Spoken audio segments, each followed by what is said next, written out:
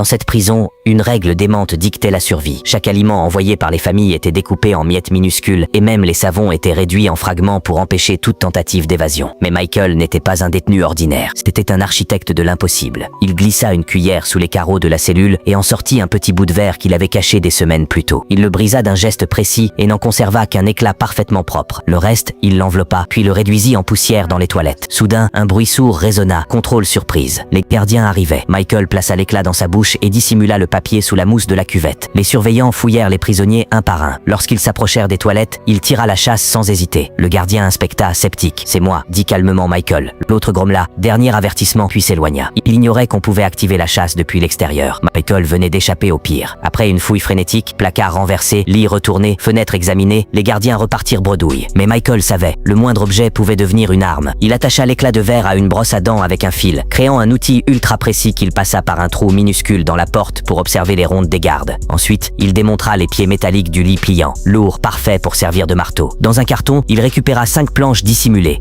En dessous, une dalle de béton compacte. Le vacarme des coups résonna immédiatement. Ses compagnons de cellule pâlirent.